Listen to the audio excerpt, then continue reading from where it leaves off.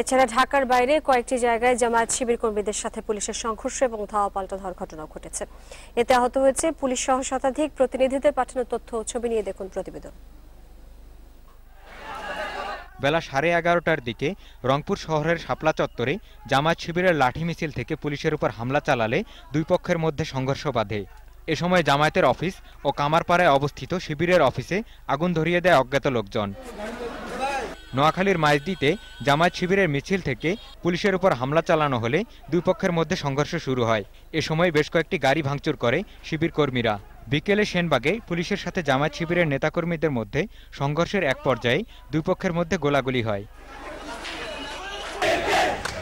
চট্টগ্রামে বেলা 1টার দিকে শিবির কর্মীরা নগরের কাজীর দেউরি থেকে ঝটিকা মিছিল বের করলে পুলিশের সাথে সংঘর্ষ হয়। পরে সংঘর্ষ কাজীর দেউরি থেকে জামাল খান এবং গনি বেকারি মোড় এলাকায় ছড়িয়ে পড়ে।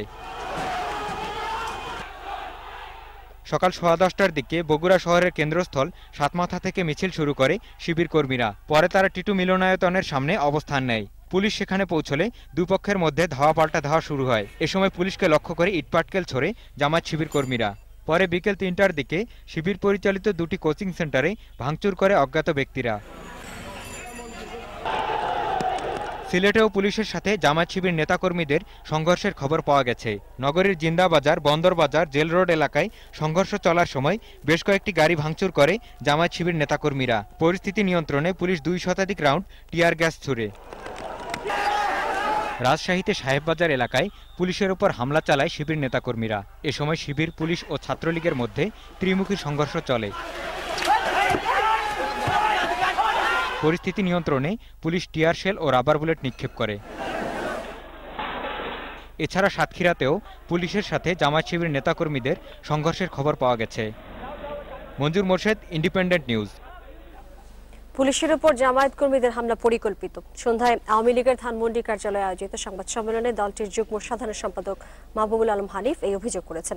তিনি জানান, যুদ্ধাপরাধের বিচার কাজ বন্ধ করতে এই হামলা চালানো হয়েছে। এই হামলার প্রতিবাদে 3 দিন ব্যাপী কর্মসূচি ঘোষণা করেছে আওয়ামী লীগ সহ সহযোগী এবং অঙ্গ সংগঠনগুলো। রাজধানী সহ সারা দেশে জামায়াত ইসলামীর সাথে পুলিশের 2 দিন ব্যাপী সংঘর্ষ চলছে। সন্ধ্যায় আওয়ামী লীগের ধানমন্ডি কার্যালয়ে এ নিয়ে যৌথ সভায় বসে দলটির সহযোগী সংগঠনের নেতারা। সভা শেষে সংবাদ সম্মেলনে 3 দিন ব্যাপী প্রতিবাদ সমাবেশ ও বিক্ষোভ কর্মসূচির ঘোষণা করেন দলটির যুগ্ম সাধারণ সম্পাদক। যুদ্ধাপরাধের বিচারের শাস্তি থেকে রেহাই পাওয়ার জন্যই বিএনপির মদতপুষ্ট হয়ে দেশে বিদ্যমান স্থিতিশীল রাজনৈতিক পরিবেশকে এবং জাতীয় অগ্রগতি, উন্নয়ন ও গণতান্ত্রিক অভিযাত্রাকে বাধাগ্রস্ত করার জন্য তারা নতুন করে ষড়যন্ত্রে লিপ্ত হয়েছে। কর্মসূচি অনুযায়ী বৃহস্পতিবার বিকেলে বাইতুল মোকাররম জাতীয় মসজিদের সামনে প্রতিবাদ সমাবেশ এবং জাতীয় মসজিদের সামনে থেকে কেন্দ্রীয় শহীদ মিনার পর্যন্ত বিক্ষোভ মিছিল এবং 10 নভেম্বর বিকেলে বঙ্গবন্ধু এভিনিউ দলীয় কার্যালয়ের সামনে বিক্ষোভ সমাবেশ করবে। এছাড়া বুধবার বিকেলে রাজধানী সহ দেশের সকল শিক্ষা প্রতিষ্ঠানে বিক্ষোভ সমাবেশ করবে ছাত্রলীগ।